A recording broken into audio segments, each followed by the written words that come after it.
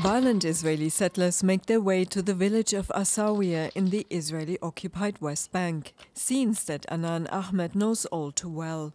It happened again some weeks ago. Settlers came down the mountain from the settlement, frightening the children. We have small children at home. They throw stones. This last time, they injured 2 people. My wife's brother was shot at twice, here and here. The situation is difficult. Palestinian villages as Asawiya are almost surrounded by Israeli settlements, considered illegal under international law. Violent settlers throw stones, destroy crops and olive trees, burn cars and property, and it has increased in recent months. We live on our land.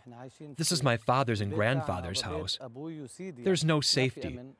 There are children, small children. This is forbidden. They come and destroy everything. Why? They cause the problems. There is no security, ever. The violence recently turned deadly when a Palestinian volunteer paramedic was shot and killed while treating people injured by Israeli settlers. His colleague Bashar Kayuti was at the scene.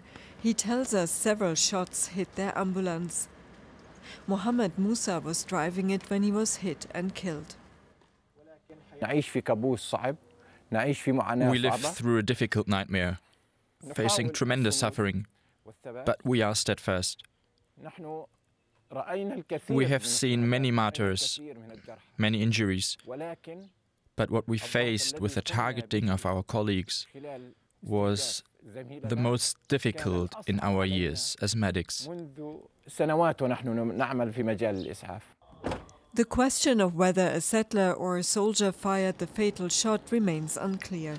The Israeli military said in a statement at the time that they and the border police were called to disperse a riot. During the incident, an ambulance driver for the Palestinian Red Crescent was killed. The military police have opened an investigation, and a command review into the circumstances of the incident is underway. Bashar says Palestinians feel they simply have no protection here. The military is often seen standing by or even accompanying settlers during intimidating and violent attacks. And Palestinian security forces are only allowed to operate in limited areas. He says international sanctions, which have been imposed on some settlers, have not helped. The sanctions imposed by the US on those criminal settlers don't change much in reality. Settlers continue to attack, burn and destroy homes and act violently towards the Palestinians. In reality, these steps have had no effect. Back in Asawiya, Anan Ahmed says he fears most for his children, who are growing up in this atmosphere of violence.